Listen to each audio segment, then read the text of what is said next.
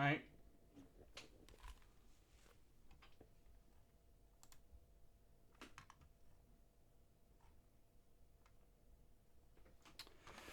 Okay, I'm back.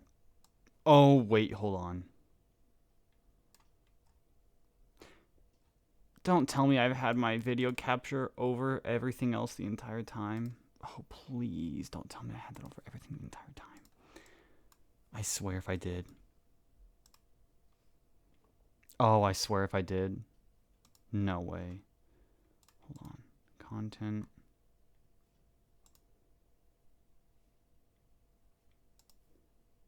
I don't think I did. I had to have. I did not. Okay, so that was just the settings didn't save then. Cool.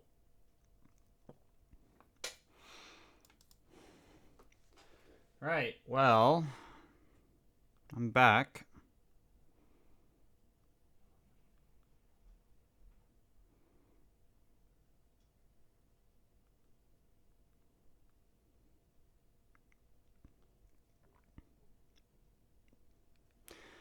Nice.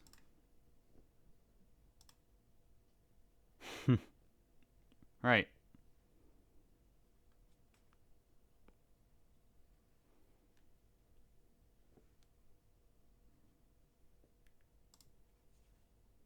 I wonder if Zoda's got pulled over. Maybe. Alrighty. Well, that kind of sucks. That happened. I wonder how much footage I lost. Let me go check here. I couldn't have lost more than 20 seconds, right?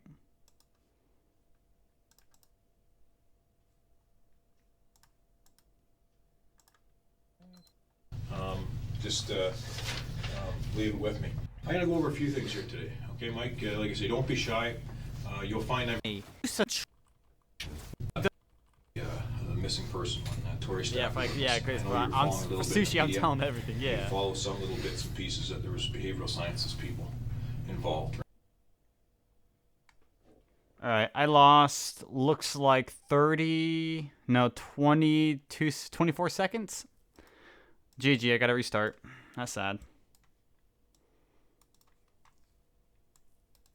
All right, I only lost 24 seconds, so that's not bad. I can accept that for having my internet go out.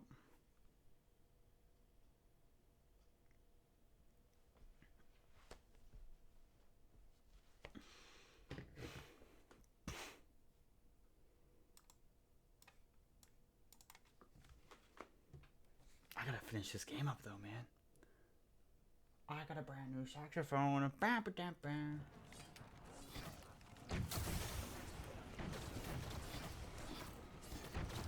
So depending on how it goes, I might be in a YouTube video. How?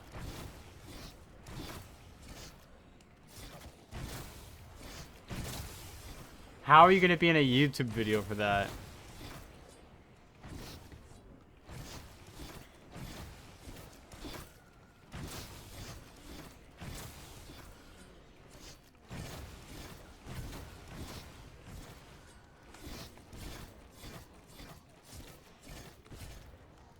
She's just emotional. She'll be over it.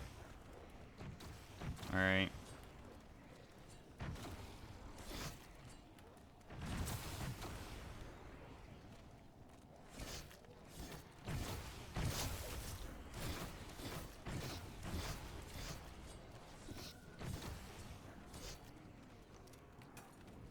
Some training academy type of video.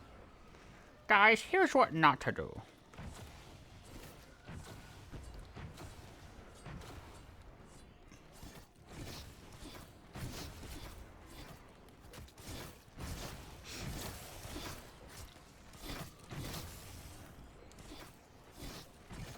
Yeah, it's dumb, but it's effective, I can tell you that much. Ruins 2 lives?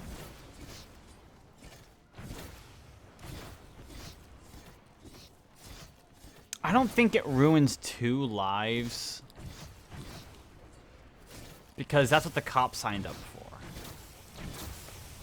And the cop's following protocol. What if the cop understands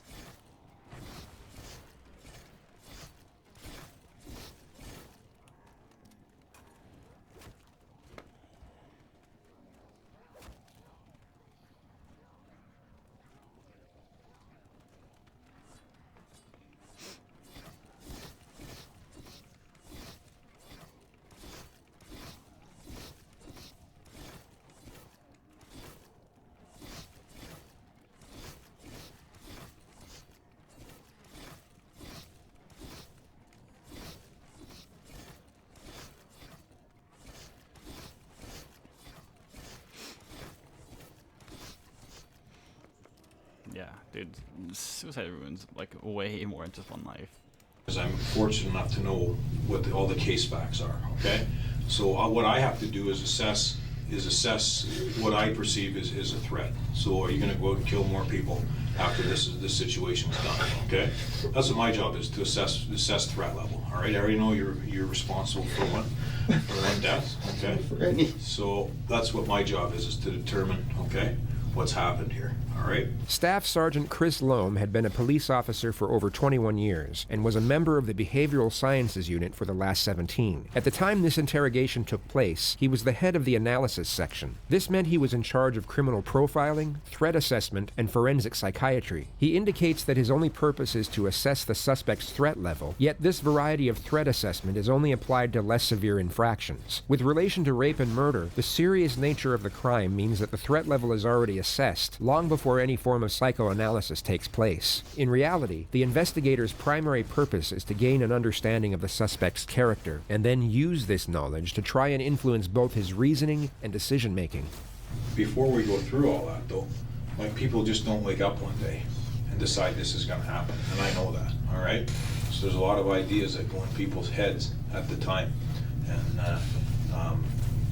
if I go through, and I go through your history and your background, there's not a whole hell of a lot you've been involved in life, is there, right? You're completely under the radar. Anyways, I gotta go through a few things with you here, all right? Obviously, you're upset by what's going on. You're here for a reason, and right back at the beginning, the investigators and the case manager, the officer in charge, said that I'm gonna follow the evidence and go where the evidence leads me, okay?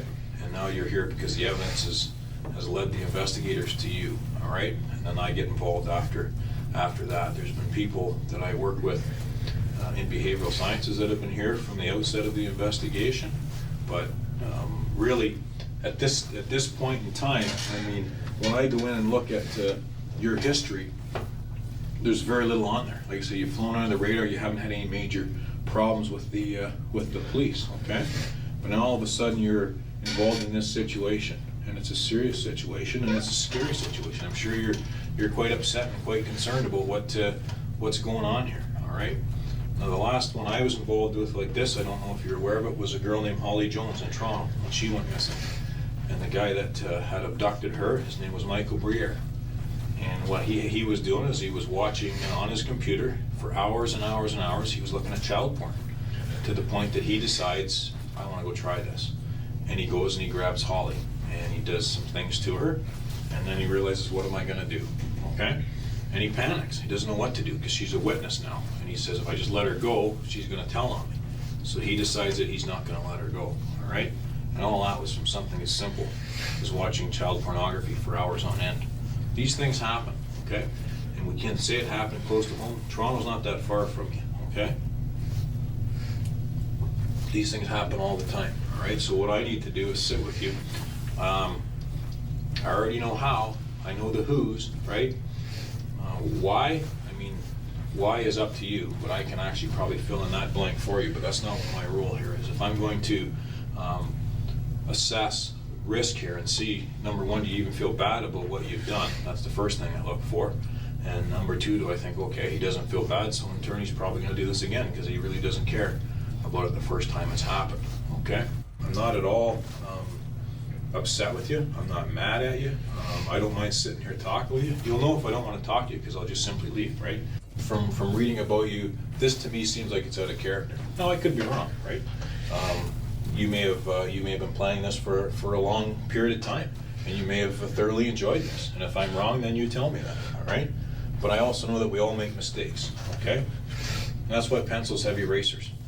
That's why pencils have it. Oh, that's such a hard quote. But I also know that we all make mistakes, okay? And that's why pencils have erasers, okay? Because we all make mistakes. It's that simple. Spending time with you here, and if I'm wrong, you tell me, but it looks like if you could turn back time, maybe there's a few decisions in life you'd made a little bit different, all right? If I could turn back time for you, Mike, I would. But it's not that simple, okay? So now you and I have to sit here and face what's happened, okay? I can sit and tell you what happened. I can take you through the day of her disappearance, okay? I mean, I've seen the video, all right? And I know that you didn't do this alone. And but at the end of the day, we got to deal with this situation, okay? Because it's a young girl that we got to talk about, and if you and I don't sit and talk about your side, then people will only think the worst, right? It's human nature, right? You've done it and I've done it. We always think the worst until we know the facts, okay? So that's what you and I need to sit here and work and discuss and work through.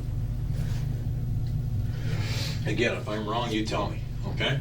But I really believe if you could turn back time, you would deal with this a little bit different, okay?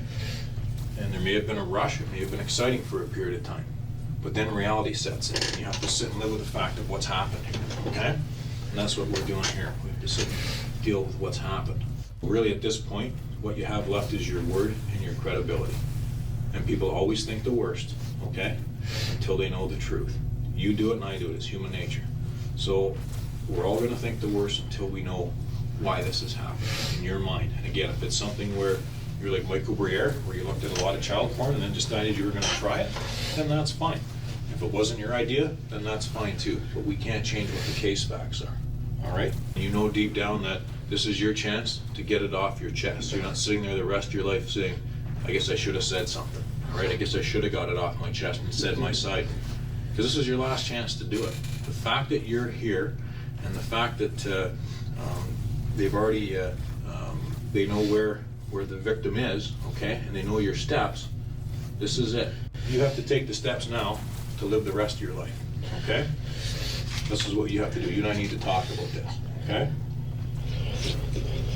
It's always interesting to examine a suspect's demeanor while being interrogated, especially compared to how they most likely were while committing their violation. The suspect here is a quivering mess, acting like a helpless victim, wallowing in his own self-pity while vying for sympathy. Essentially the opposite of how he was while attacking Tori Stafford. It's ironic that the powerless and vulnerable complexion he is trying to portray here is exactly what his victim would have felt at the time she was attacked. The sympathy he is trying to garner for himself is clearly what he lacked for the 8-year-old child he raped and murdered. So I've got to determine, as part of my job, when all is said and done here, do I think Mike's done? This is it, he's made his mistake, he realizes how wrong the mistake that he made, and he's willing to look past it? Or do I have to sit here and say, all right, my report's going to say very simple, I think this guy's going to reoffend. And that's what our job is. We deal with these types of situations and the reasons why people do this stuff, okay?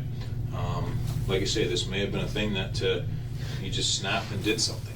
That stuff happens. Or it may have been something you planned for many months and got some enjoyment out of the plan. I didn't do anything. Well, that's not entirely true either. That is entirely true. No. I didn't do anything. No, you can try and cement yourself into that, okay? But at the same time, you're not doing yourself any good by not being truthful here, okay? The investigator You know, some part of me always wonders, what if he's telling the truth? You know, like, what if he's being honest? wants to come across as empathetic and understanding, yet still needs to keep the suspect's confidence low. He watches for denials and stops them immediately. Letting the suspect deny his guilt will only increase his morale, thus increase his psychological endurance and constancy for self-preservation. This needs to be stripped away as much as possible, as early as possible.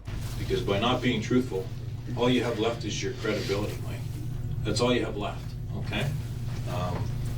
You're not the only person who's been arrested and charged, okay? And there's no surprises left anymore, okay? It's not even a surprise, it's why this happened. I'm also not the only innocent person who's ever been arrested and charged. Well, and that's true. There's been people that have been arrested for things where there's no evidence, but unfortunately in this case, there's lots of evidence to determine your role in this crime, okay? The girl who's on the video who walks away with Tori has been identified, and she's been identified as her and Tori being in your car. And the three of you and her and Tori, go to the Guelph area, go to the Home Depot, okay?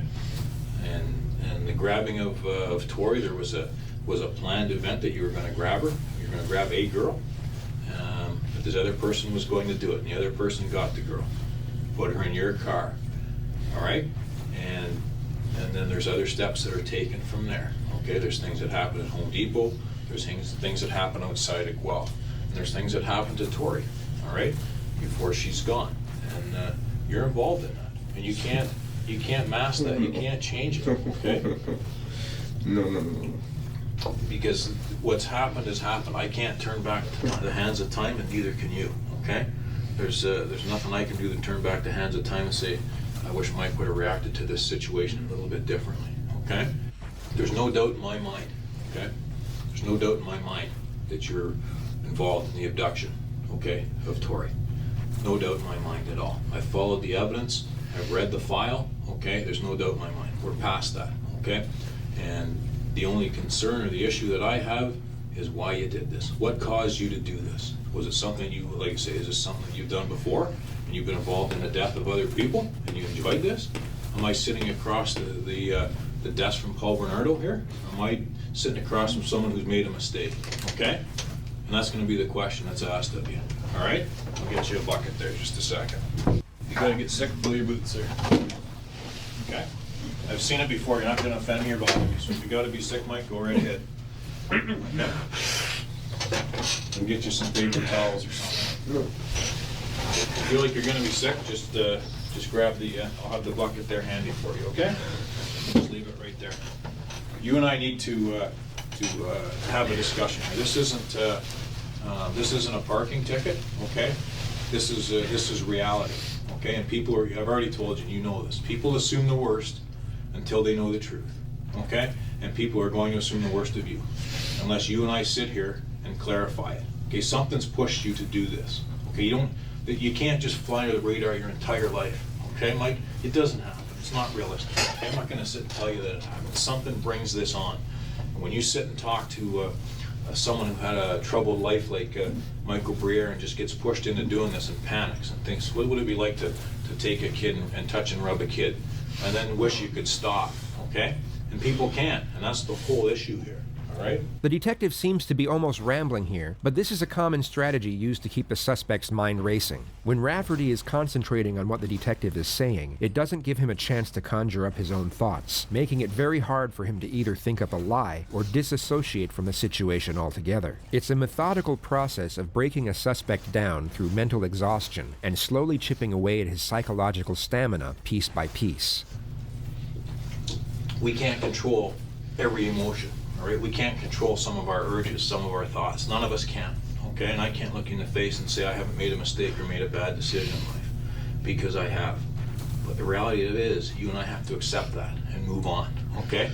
Because I can walk out there and never see you again. Like, I can do that, right? My job here is done. The job here is done, as you'll find out tomorrow, as things start to be released. There is no more questions. There is no more long, drawn-out investigations. They're already sending people home to spend time with their families, okay? They're scaling back what's happened because it's been cleared, and they know what's happened. The pieces of evidence have been gathered. So that's reality. I can't downplay that. But you and I need to walk out of here together, okay, with what happened here. You and I have to sit and say, this is what pushed Mike over the top. This is what pushed Mike to get involved in something like this. Because if we don't, then you sit here on your own and you have to take it. Okay, and is that necessarily fair? All right? I have to sit here on my own anyways and take this. To an extent, you do, yes. You have to sit there and decide, am I going to... I thought it's this really good... Tell me what you think of this little kind of thought experiment here, okay, Cletus? So, let's say, for instance, you could time travel did exist, right? Now, no, we're not going to go through any dumb paradoxes, garbage stuff like that, nothing, okay? So let's say there were, I'm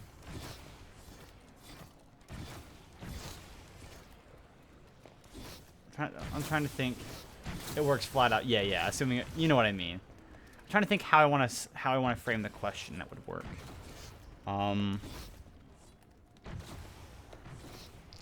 So let's say there is a guy who is getting into a fight with someone else at the bar.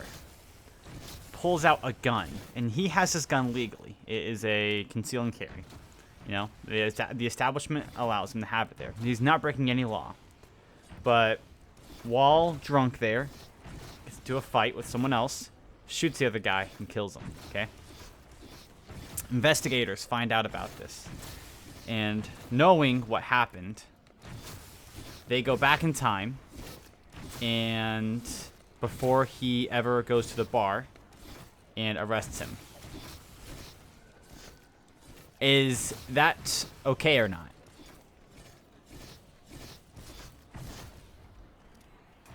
That's not fair? Why do you think so? I agree, but why do you think so?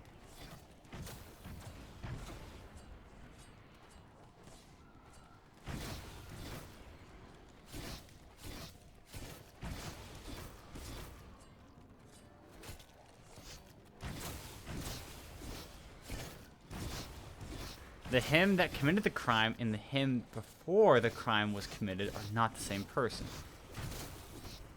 They are not the same. Ah, okay. Interesting. I was kind of thinking about it. I want to see what you thought about that as well. I don't think that... so then let's say, all right, so that's with a... So that crime there would probably be like one of those in the heat of passion. It would be negligent, I think, manslaughter, as I want to say it would be.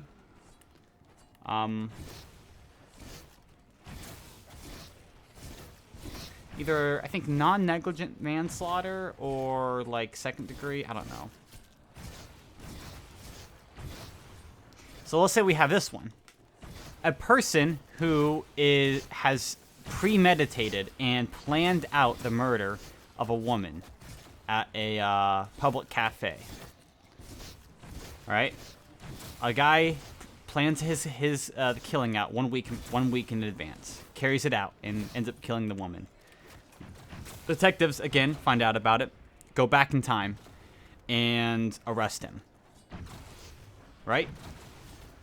For, you know, for the premeditation. Although, they never got a search warrant. They never got anything, you know? But they knew it was going to happen. Is it still okay for him to be arrested? Were any of his rights violated by him being arrested? Is it okay to arrest someone in that sense there? That's a much harder one, I think. That gets into some constitutional stuff right there, in my opinion. Premeditated with the warrant is okay, but here's the thing, though. They don't have a warrant, you know? They have information they shouldn't be able to have, right?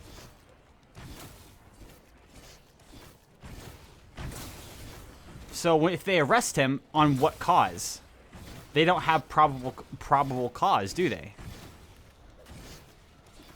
Yeah, so let's say they, right as he's done drafting up his entire plan, that's when they arrest him.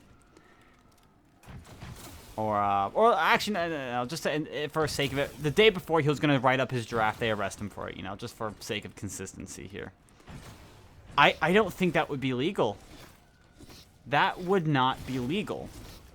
You're acting off of information that I think is protected under the Fourth Amendment. And if they were to arrest you, hey, you were going to commit a crime. Nuh-uh. How do you know? They don't. They don't have a way to prove it. How do you prove something like that? Even if the detectives are correct and say, well, yeah, no, you were gonna, we know it, we're from the future, we know you were gonna do it. They have no proof of that. How do you prevent things like that from happening then? I love that question. So, it's kind of one that I was thinking of a little bit as I was watching this little case here. Because they had mentioned in the video here a time machine.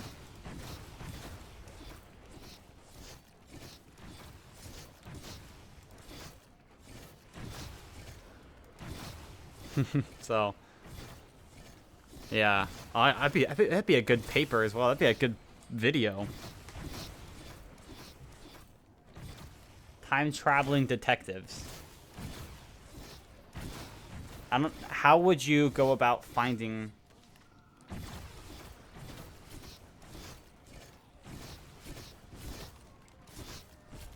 Here's another thing. Let's say that he did draft up his letter on his plan that he was gonna do. Him and his girlfriend, who live in the same house together, are in there. They drafted up and like, yeah. The detectives all of a sudden appear out of nowhere. You know, they time traveled. Outside the door, and they knock on the door.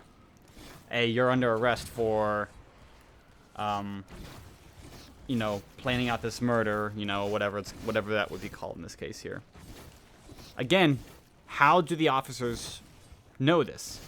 And let's say that even if the officers are correct in this case, how do they prove that? How do you prove that to a court? If you got a warrant from the future, is it okay for that to be used in the past?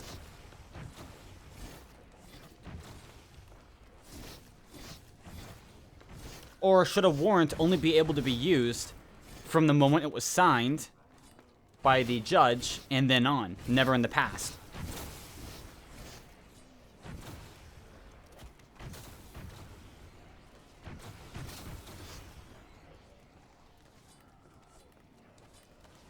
Because to the person in the time, that would be an illegal search and seizure. There's no probable reason as to why, because the events haven't unfolded yet, as to why they would need a warrant.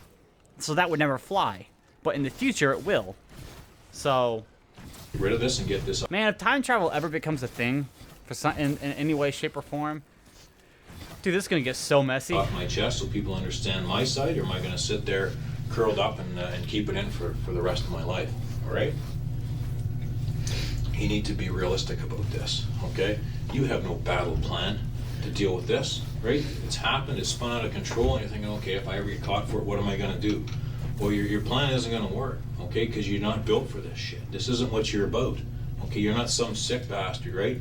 That sits there and gets enjoyment out of hurting people, all right? So now you have to live with this, okay? And to live with it, one of the first ways, right, is like if someone's an alcoholic, what's the first thing they have to do?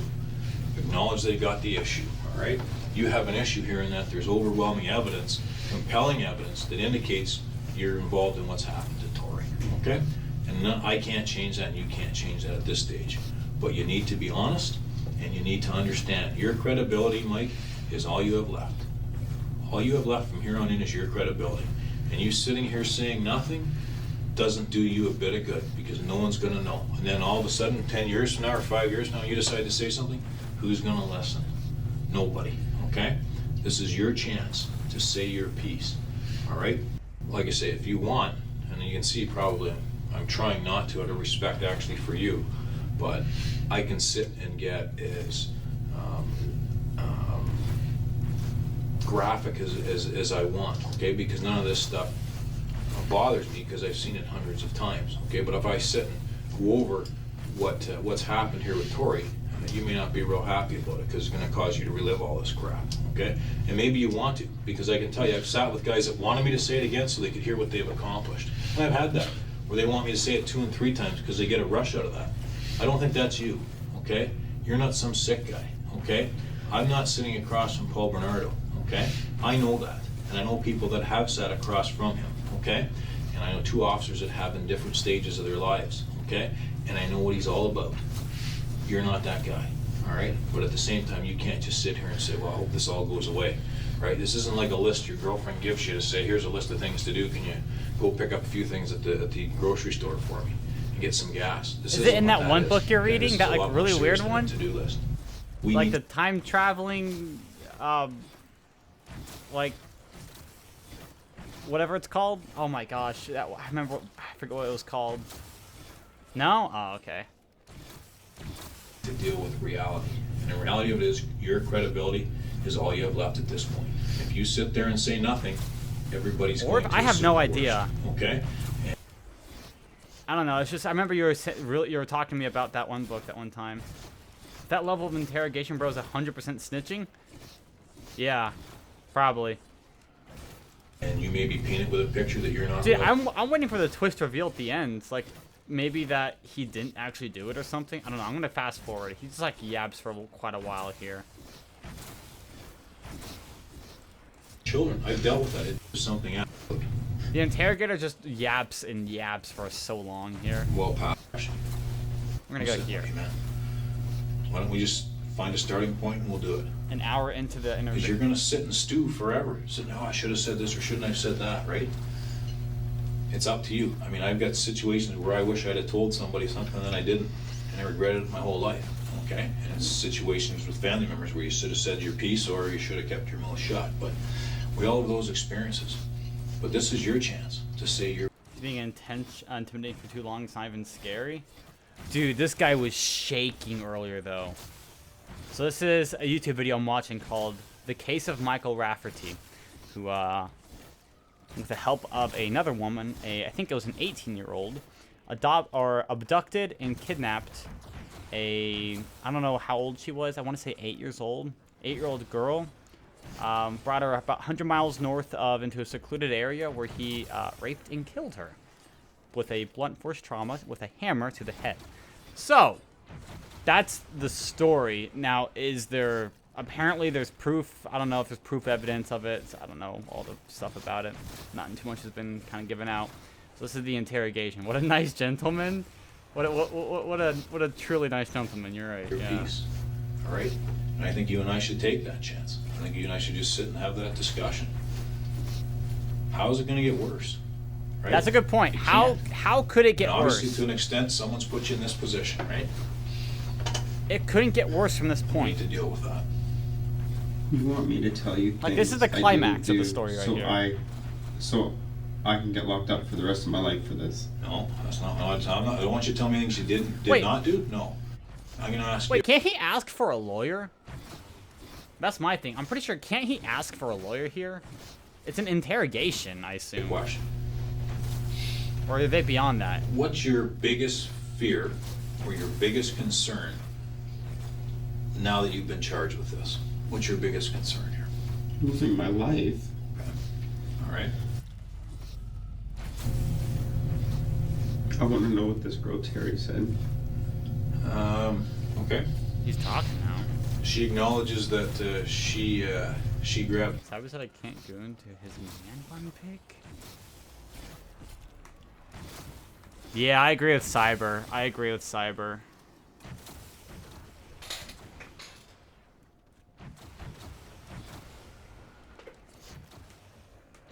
Probably don't. Tori and brought her to your car. That was your wishes. You sent her there with certain things that you were looking for in a victim, and she took her. And you guys drove on the highway and did the Home Depot thing, which I talked about. Left the Home Depot, went to a secluded area. You had sexual relations with Tori, and Tori was killed. FNAF ambience right there. What the heck?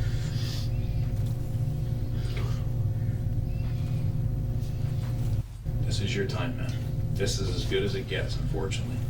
All right, this is it. And FNAF 2? I mean, I can get into more detail. Hold on. I gotta. Wait, let me find it here. Here we are. FNAF 2 ambience.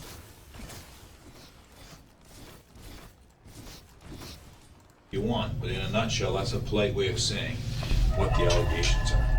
But if there's other people here. Oh my gosh.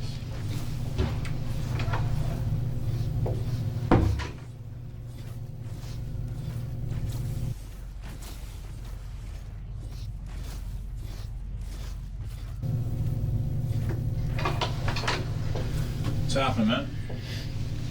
They trade off? Dude, they traded. I think.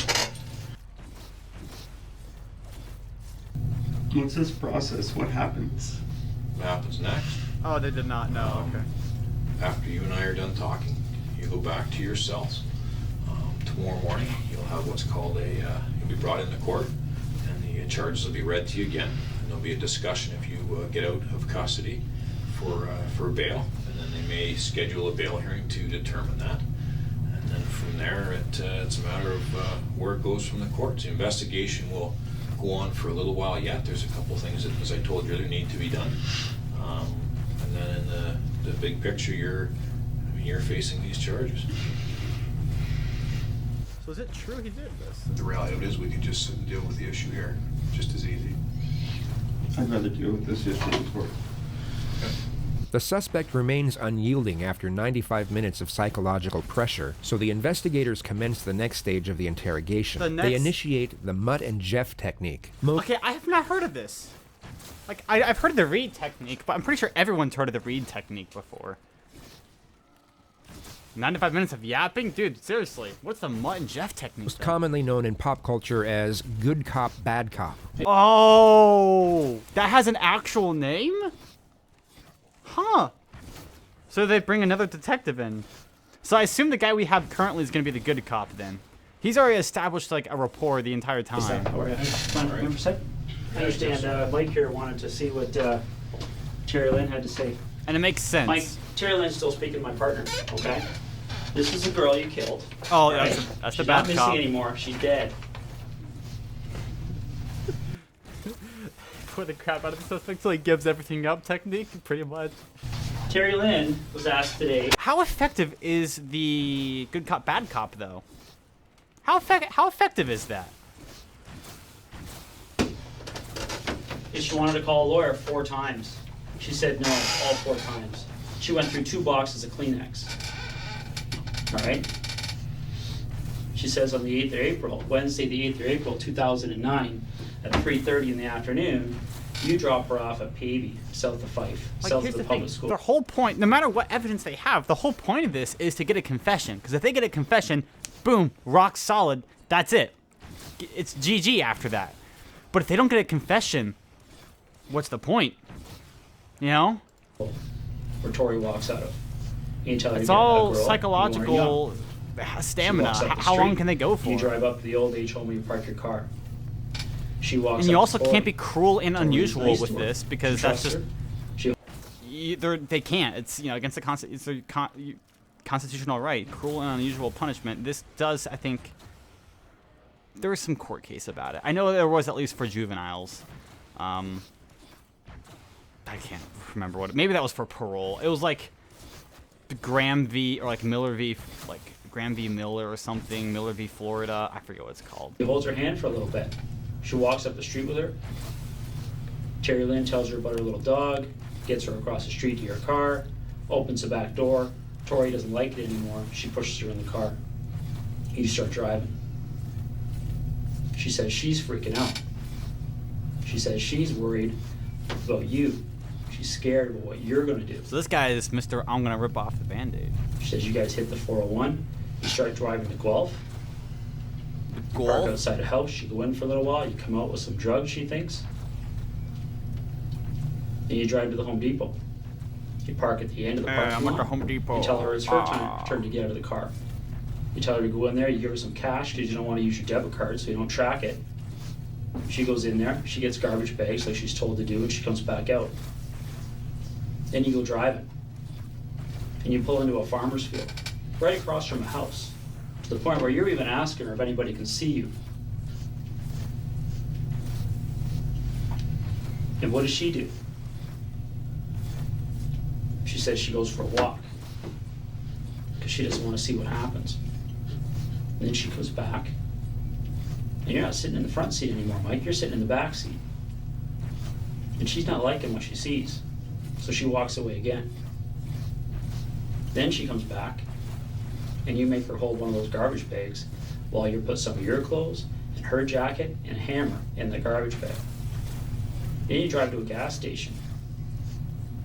She never sees Tori again. You drive to that gas station, you get out, you wash up, you dump the bag. You drive back to Woodstock. That's Terry Lynn's story, Mike. That's Terry Lynn's story while she bawls her eyes out through 2 boxes of Kleenex. And I ask her 4 times, hey, you want to call a lawyer? She says, I don't need to call a lawyer. I feel so bad about what happened. I just want to tell you all about it. That's what you're up against. Thing is, they could also be lying their Well, butts off right now. You're the only person that can tell us that, bud. I just did. You gotta be careful though, Mike, because some of the shit she said is backed by not just video but other evidence, but also some of the explanations that she gave as well are verified. And that's a little more graphic than I said it, but yeah, there is some stuff that she says that is true. There's no question. I'm not gonna say it's not. But, How old are you, Mike? 28 years old? You want to tell us your side of the story? Get rid of your fucking security blanket and start being a man. Oh, he said the F word. Because it's not going to be her semen that we find on her body. I wonder why that is. When we look at the areas underneath Maybe the parts of the because seat that women you don't cut out, have that. we're gonna find her blood. Do you know how blood works? Do you know about red blood cells, white blood cells? I do. White blood cells are thinner. They look like spit when they're separated from red blood cells. They're the ones that seep through into the foam. I did not know that. That's where we get the DNA from. Really? Really? Skin cells from her. Huh. That's what we get the DNA from. Skin cells from her rubbing up and down against your seats in your car. Tori Stafford is all over your car. All over it. They also could Terry be, Lynn explains everything that she knows we're going to find. you know, You're explaining nothing. they could just be fully telling the truth as well. Who knows? And it's just that graphic. So I don't give a fuck if you say one more word to tell you the truth. All right, we're done then. Well, I'm done with you anyway. Okay. This officer here is trying to understand what the hell you're going through. I don't care. Who are you? I'm the lead investigator here. Okay. Okay? Terry Lynn's Oh, no way, is he talking? Hold on. After 25 hours of yapping, they're going to be like, whew, that was a tough one. full of shit. Well, that's going to be a funny thing for you to say in court, isn't it? No. Because how's the DNA going to be full of shit, Mike? Okay? Terry Lynn's full of shit. Well, that's going to be a funny thing for you to say in court, isn't it? No. Because how's the DNA going to be full of shit, Mike? Huh? How's the biologist from the Center for Forensic Sciences going to be full of shit? How's the pathologist that examines her body going to be full of shit? Some good points. Explain that to me. Yeah, Be careful, Mike, that's a dangerous road to go up. If there's something you and I can clarify with what she said, then let's clarify it. But we can't just sit here with a blanket statement Yeah. that she's full of shit, because there is some things that's truthful. And then by you saying that takes away your credibility, so we gotta be very careful with that. I'm done with him. Yeah. This officer's got a job to do, Mike. He's got a different job than I do. For my investigation, you keeping your mouth shut is the best thing can happen.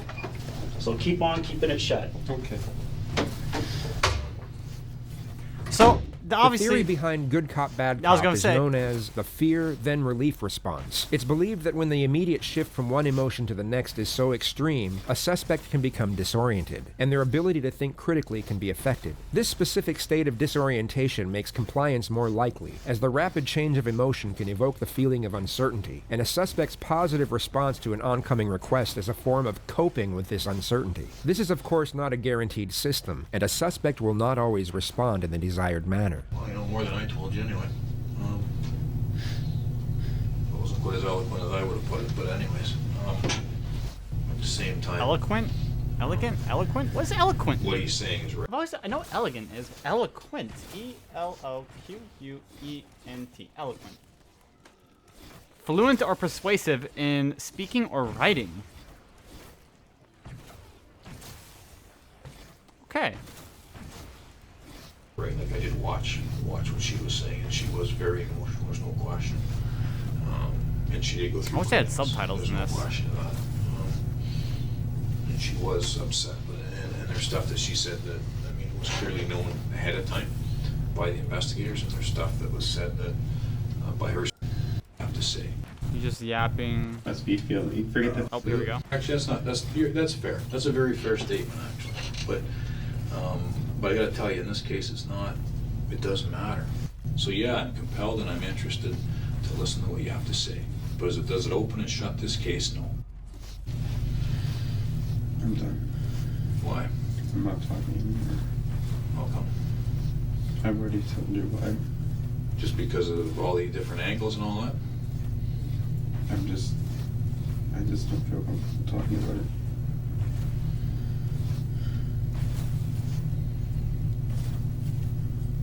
So you're prepared then to just leave it like this and you're going to ride it out from here, see where it goes? Yep. You think that's the best way to do it? I don't know. I've never been in this chair before. I don't know.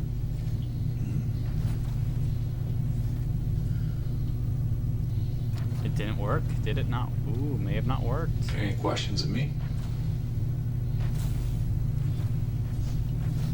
No.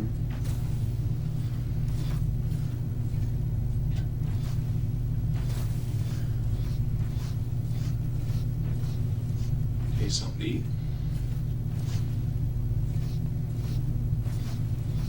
Yeah, but you don't care if I need something. Why would you say that? Because you don't. I wouldn't ask if I didn't care. You're here for your job. Nope. I could have walked out. I don't have to ask to eat because you got it going right here, right? That's a... Ooh. He makes a good point there. The suspect, you're here because of your job. It is his job. That's kind of his job to do this. Like, yeah, I think you could be just walk out the door. I don't know. Maybe he wants to be there. But the reality of it is, I know that you're going to go back and sit and sleep or do whatever for a while, and you'd be better to do it on a full stomach. That's all it is to it, man. I don't have to ask you if you want food, but I am prepared to get you food. So That's I can reality. eat, and then you can say, "Oh, look, he had an appetite. This is how he must have been feeling. Oh, he drank his tea. This is how he must be feeling." Forget the fact he's just starving and. You're reading too much into it, man. No, I think the No. suspect's right in No, this it's not case. right at Yeah, all. kind of. I offer you something to eat because I thought if you're hungry, you can eat it. I don't care if you eat it or not, right? I mean, it's up to you. It doesn't matter to me if you eat or you don't eat. And that doesn't go in anywhere in any of your reports What's that? that I ate or not ate. No, because it's on the video. It doesn't matter if you eat or not. I don't have to write any report. My report doesn't say if you ate or not. My report says what we talked about. This is a very intriguing moment of the interrogation, Yeah, as the suspect's state of mind seems to be in two places at once. He is undoubtedly clinging on to hope, made evident by his outright refusal to admit involvement, yet he still has situational awareness. He knows deep down that his act isn't being bought, giving reason for his guilt in requesting food. He would have been starving at this moment, yet his primary concern was how he would be perceived while eating. He is caught between wanting to satisfy his hunger and trying to appear so guilt-ridden by the circumstances that he doesn't even care about his hunger. No, like I say, it's your appetite at this point doesn't matter, really. I come in here, I sat to explain to you what the evidence was, had a discussion. Actually, I don't think there's any animosity between us. So we had a discussion about what the case facts are, and that was it. So it doesn't matter to me if you eat or not, but it was a legitimate offer. And if you want something, I'll arrange for you. 358.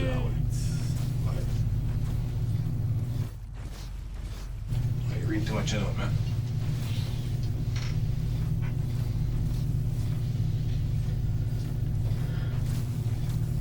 Do you want something to eat? I need something to eat, yes. All right. We'll get you something to eat. Look at me. Take it easy. This is so odd. So he's In getting... reality, no food was coming. The Nope. suspect Dude, you can't do that to him. You can't do that to him, man. Poor guy. In reality, no food was coming. Like, okay, all right. Dude, that's actually so mean. had it right when he stated that the investigator didn't care about his hunger, and he wasn't about to go out of his way to get a takeaway meal for a child killer. The Mutt and Jeff technique, although very well executed, was unsuccessful on this occasion. Oh, 50.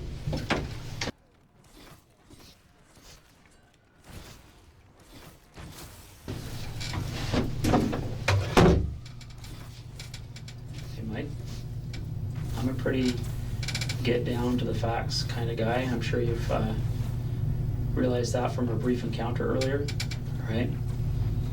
This is not rocket science. Science rocket. I've got what Terry Lynn has told me this afternoon, and I've got you. This is your opportunity. Terry Lynn's sitting right here. Tell her she's a liar. Dude, they're calling us bluff. I've got no problem saying without her in the room. They're calling us Terry's bluff right lying. now. Yeah. Oh my That's what goodness. you're hoping. What's he gonna say? You're not even looking at her. I don't need to look at her. You haven't been looking at anyone.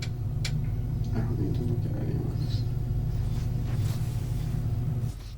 See, Mike, I know I was right when I walked in here, okay? And I'm not gonna pull any punches here, okay? I'm not gonna try and kiss your ass, all right? Detective Smith's behavior in the following moments is not associated with any techniques nor strategies. He knows the suspect's inclination is virtually set and unlikely to be influenced any further from this point onward. Yeah, so that means he gets to be his raw self then when talking to this guy, which is so. I want to see what this The looks like. following onslaught doesn't have any tactical purposes related to the investigation. The detective has understandably become emotionally invested in the case and proceeds to give the prime suspect the psychological grilling he deserves. Oh, come on, it's gotta be good. All right, let's see. I mean, let's face it. I'm a cop, all right? And in the last 5 weeks, I've been trying to find out who killed an 8-year-old girl. Okay? And I know the guys from behavioral sciences, they got their thing. They're trying to understand why that's what they do. You guys all work together. Yeah, we do. They're good people. They know their job very well. And sure as hell, I'd like to know why. Right? I'd like to think that we don't have people walking around our communities who just because they're bored on an afternoon say, hey, why don't we grab that girl and rape and murder her? Okay? I'd like to think that we live in a community where people think a little bit more about what they're going to do than that. Do you think you're coming off as an innocent guy? Do you think you're looking like somebody who's been wrongfully accused here? You're gonna see it however you want to see it. My lawyer, or the lawyer, instructed me to just say, Yeah, I know, Mike. I know what your lawyer Simply- instructed you to say.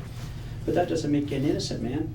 That makes you a man who's saying, holy fuck, what am I gonna do now? nothing I do is gonna change your opinion. So I might as well just follow the lawyer's advice. Well, you're right there, Mike. Nothing you do is gonna get you walking out of this police station tonight without being charged with murdering Tori Stafford. You're right.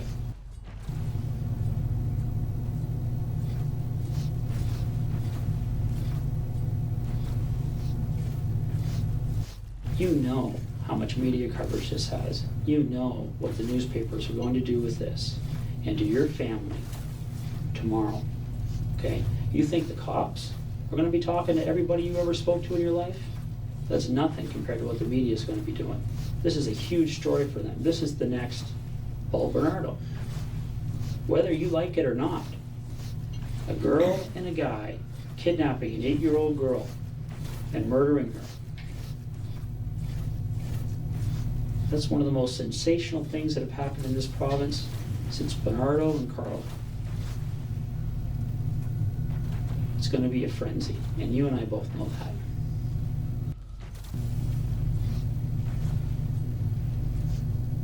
You know what a psychopath is, Mike? Oh. I have never met one. Well, I just met one tonight. Oh. I just find it funny how you can go Oh full wait, what's the sure on definition? Okay, a something. psychopath. A sociopath. Oh my gosh, I should know this. It's one of our terms. Psychopath. Oh my gosh, I can't. It's on the tip of my tongue. I gotta look it up. Hold on, dude. It's on the tip of my tongue right now.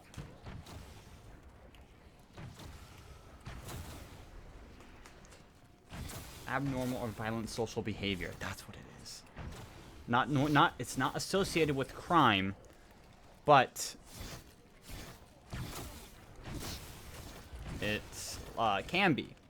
I'm pretty sure sociopaths are the ones who are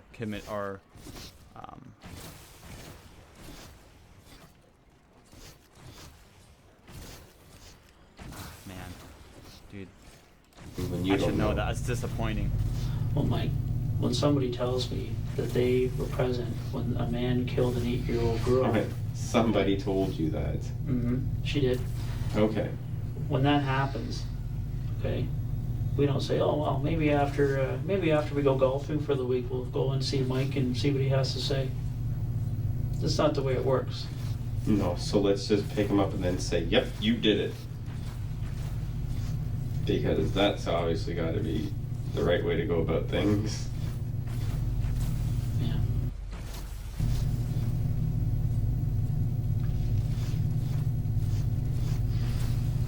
So, The last thing I cover off with everybody I talk to in situations like this, Mike, is pretty straightforward, okay? Rodney Stafford and Tara McDonald have to be notified about this. Okay. First question out of their mouth is going to be, what? Did they say why they did it?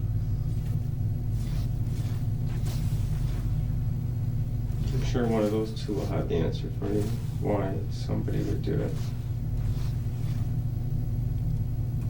What are you getting at, Mike? What are you throwing out there for me, buddy? It doesn't matter. It doesn't matter. You're gonna talk to them anyways. You know what, Mike? If you're gonna claim you have no involvement whatsoever, don't play games with me and throw out little hints and see what comes of it. There's no game, there's no little Okay, hints. there's nobody involved in this except for you and Terry Lynn.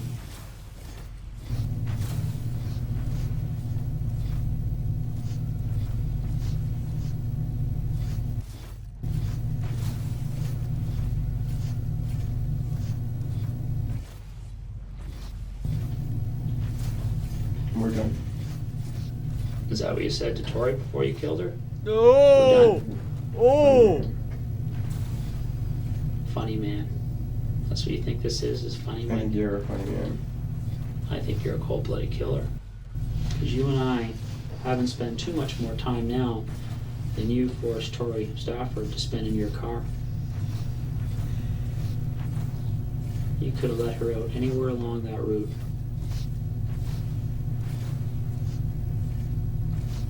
You could have killed her without sexually assaulting her. And that's what I wanted to sit across from tonight. See what it's like to sit across from a guy who, when he abducts an 8-year-old girl, is so turned on by it that before he kills her, he has to have sex with her. So if you ask me why I'm sitting in this room, I'm sitting in this room for Tori. Making you squirm, putting you through some of the grief that you put her through. That's why I'm in here, Mike. And I'm having a good time. Oh, this guy's dropping the hardest lines ever right now. Oh my gosh. Dude. You are a sick puppy, Michael.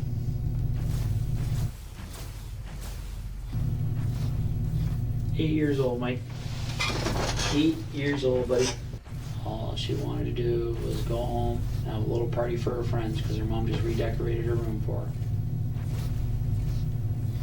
That's pure evil, but it was exactly what the judge is going to see.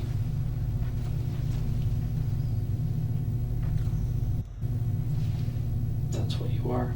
No remorse, no empathy, no nothing. You're just hollow.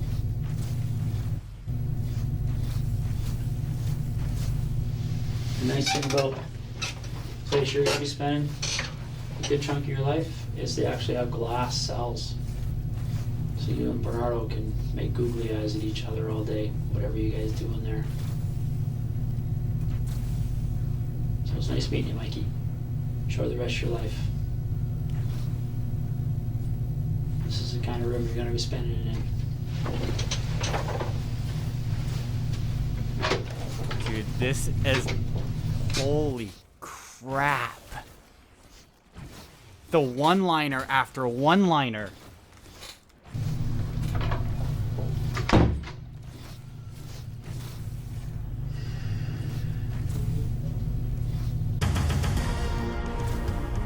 Later.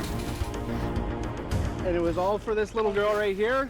Not just Tori, but for every little child in Canada that doesn't deserve what happened to her. Good evening. Thanks for joining us. 31-year-old Michael Rafferty has been found guilty of murdering, kidnapping, and sexually assaulting 8-year-old Tori Stafford. It's been nearly 10 very long weeks of trial in London, which is where Laura Zilke has been covering this story since the very beginning. In the courtroom, when the verdict was read out, there was a collective sigh of yes for each time one of those guilty verdicts was read out through friends and family.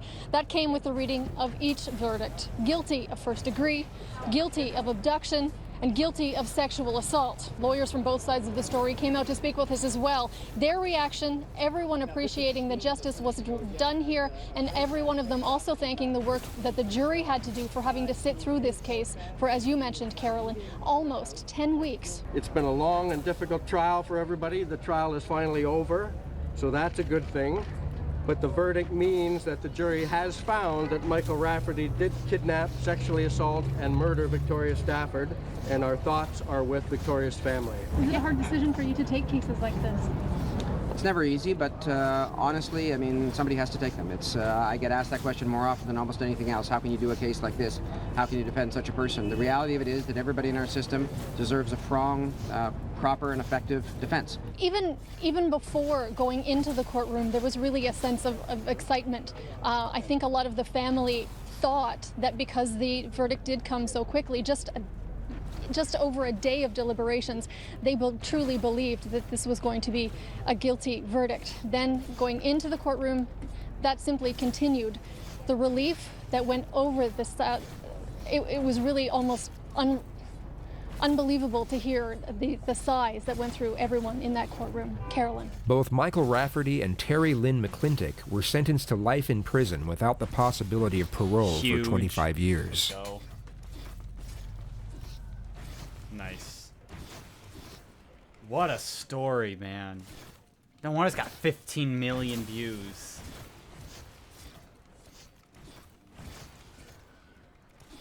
No wonder.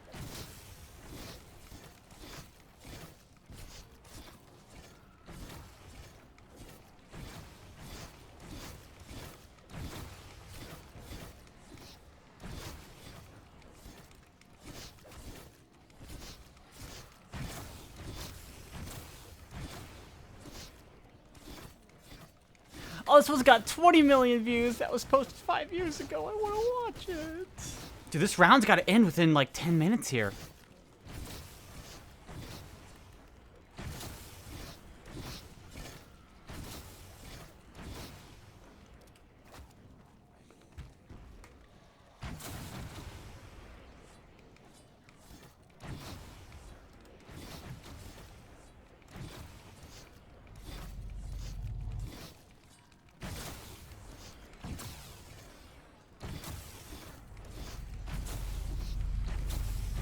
On the 2nd of August, 2017, at approximately 5:15 p.m., 21-year-old Savannah Gold left her parents' home and drove to San Jose Boulevard in Jacksonville, Florida. She had a 5:30 shift at the Bonefish Grill, a casual seafood restaurant where she worked as a waitress. But on this occasion, she never showed up. It was a fairly quiet Wednesday afternoon at the diner. Her absence wasn't too much of a strain, so the on-duty supervisor simply took her hours off the roster for that day and thought nothing else of it. Suspicions only arose roughly 1 hour and 15 minutes after Savannah had left the house, as her father received a text message from her phone number.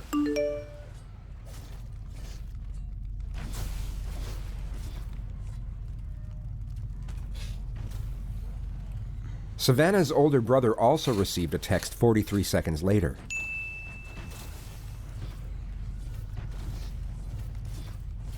Although both texts came from Savannah's number, her family knew right away that something wasn't right. She had just left the house in what appeared to be very high spirits, but now proclaimed to be running away with an unidentified man without packing so much as a change of clothes. Not only that, but the text messages were riddled with errors and composed in a completely different way to how she would normally write. Her phone was switched off when they tried calling just minutes after receiving the texts, so they immediately called her place of work and found out that she hadn't shown up. It was at that point they called police and filed a missing persons report. Savannah had been gone for less than 2 hours. Roughly 40 minutes later, her car was found unlocked and abandoned in the Bonefish Grill parking lot, and the only thing missing was her phone. Her wallet, ID, and a number of other valuable items had not been taken. Investigators went through the parking lot surveillance tapes and discovered what would then become the primary piece of evidence for the case. The majority of footage remains undisclosed to the public, but a detailed description of what occurred has already been released. What we know is that Savannah parked her car and stepped out of the vehicle at exactly 5:31 p.m. She then walked over to another vehicle and conversed with the occupant for 14 minutes through the driver's side window. She then got into the back seat of said vehicle at 5:45 p.m. 14 seconds later, the car began to shake sporadically as if some type of struggle was occurring inside. The rear door swung open 3 times, but was immediately and forcefully shut each time. Right, It it's almost appeared been as 2 though hours and someone 10 was minutes. attempting We'll to see. get out, but couldn't. This lasted for 49 seconds until the vehicle suddenly stopped moving. A male figure was then seen getting out and proceeded to walk over to Savannah's car that was 20 feet away. The surveillance was grainy, and the person could not be identified from the footage alone. All that police could ascertain was that he had short brown hair and was roughly 5'11".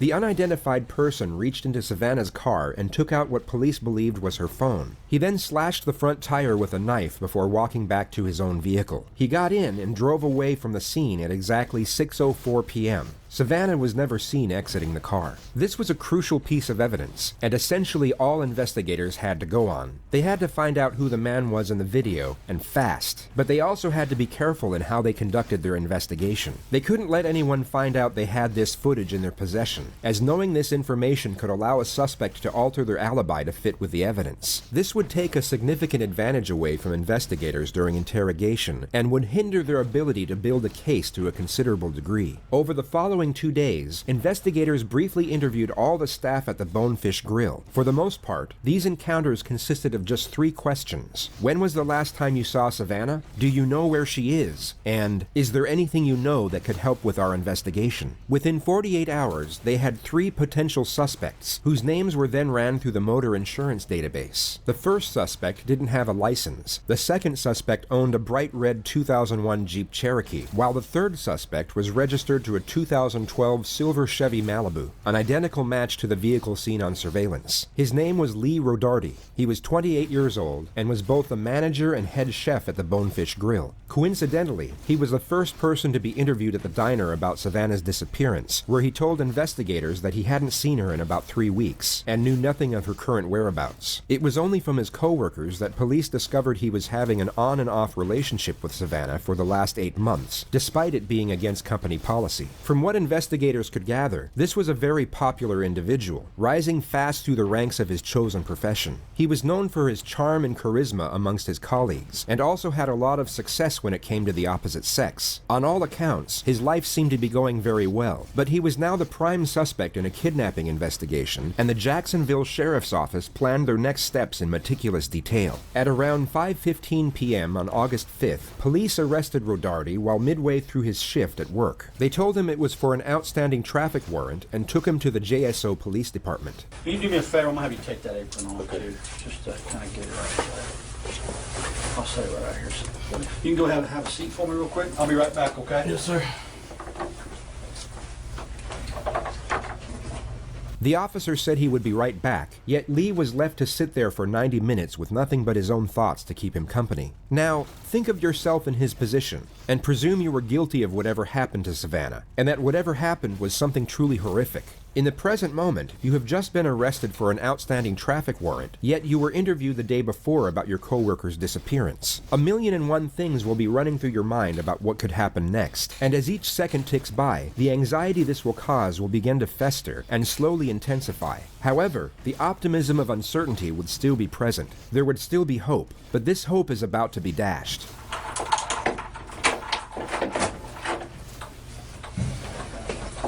The sound of the door opening would have been a pleasant relief from the monotonous cycle of Rodarty's own thoughts, yet this brief moment of alleviation would have instantly converted to shock as Detective Ray Reeves walked through the door, the same investigator who had interviewed him about Savannah the day prior. Hey, man. How you doing? Good, good. You remember me from the other day, Detective Reeves? Okay.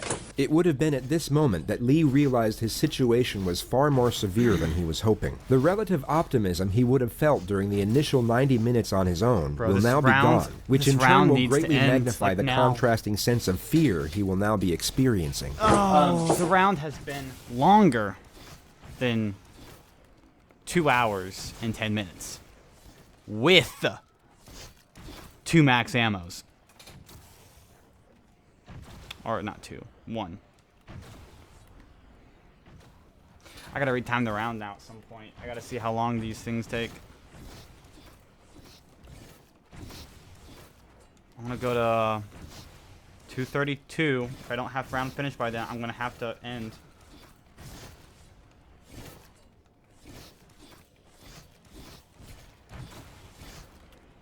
hope. This is my partner, Detective Saley. She was interviewing some of the other folks, the waiters and other staff people the other day, so she didn't get a chance to come in at the time. I wanted to talk to you, or actually we wanted to. You want some more water? Please. Actually, would it be all right to use the restroom one more time? Yeah. Sorry. Oh, sorry. You bet. I'll walk out there.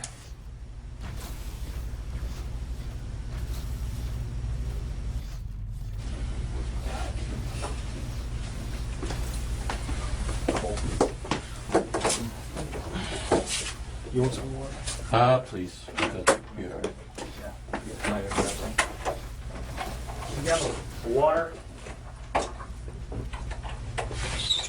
Look beautiful? Yeah. Oh, the one you were reading? Yeah, probably. Dude, this round's over 2 hours and 10 minutes at this point. It's like been 2 hours and almost 15 with a max ammo.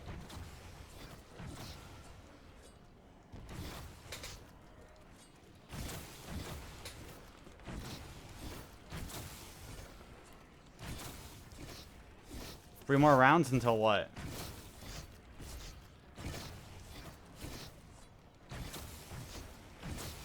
I gotta go to work here, so this round has to end like now. I cannot. I have to go to work at 3, and it's already 2:26.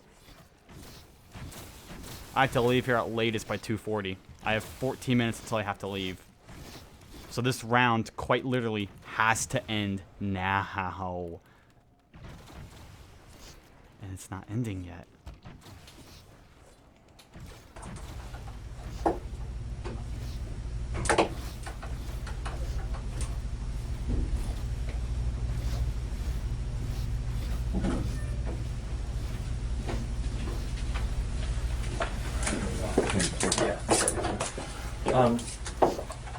Like I said, I want to kind of go over some stuff. I know we talked the other day just for a few minutes, and I had some concerns about a couple things. And oh, okay. Well, there we go. Anybody else want to talk? There we go. I wanted to talk to you about Savannah. So I just had a couple of things that came up that I wanted to ask you about specifically that didn't seem to line up. So I wanted to come down and talk to you. Okay? Yeah. All right. Have you drank any alcohol today? Any drugs today? I took an Adderall that my buddy gave me. Okay. Because I was there so late last night. I Yeah, came yeah. in and was super tired. Like, here, take this. Okay. Adderall? Yeah. And do you normally take that? No, I was. I've taken one a long time ago. Like, Okay. I wouldn't say high school. A little bit after high school, but it's been years. Okay. Yeah. Perfect.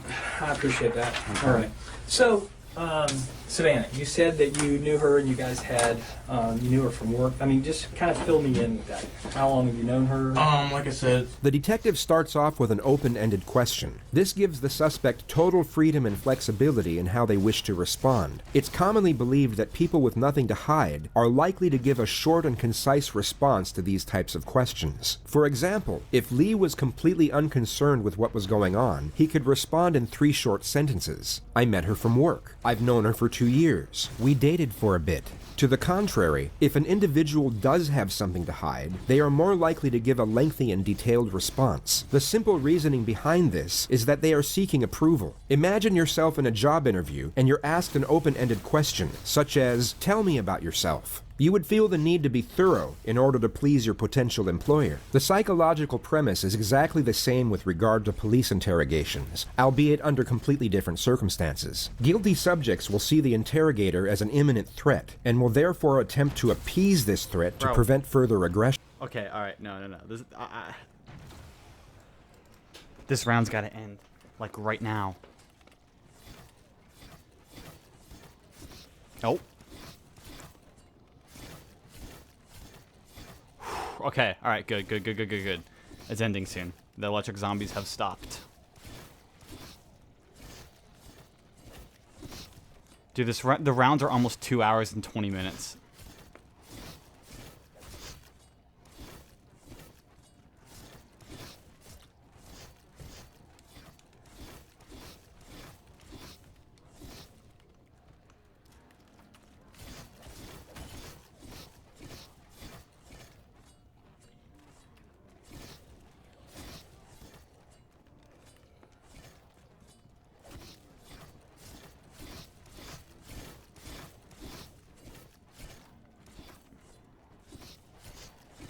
Dude. Come on. The round has to end. I gotta leave. I gotta leave.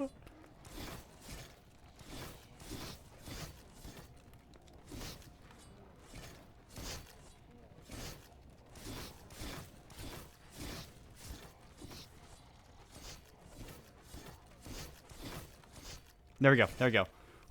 All right. Good.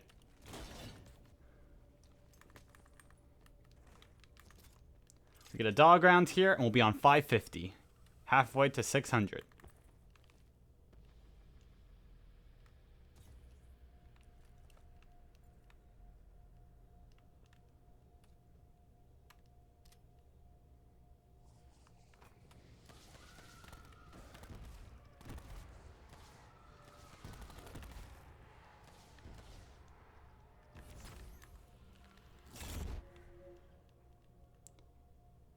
Yay. 550. Feels good. Not really. I'm so sick of this game. Alright. I gotta go.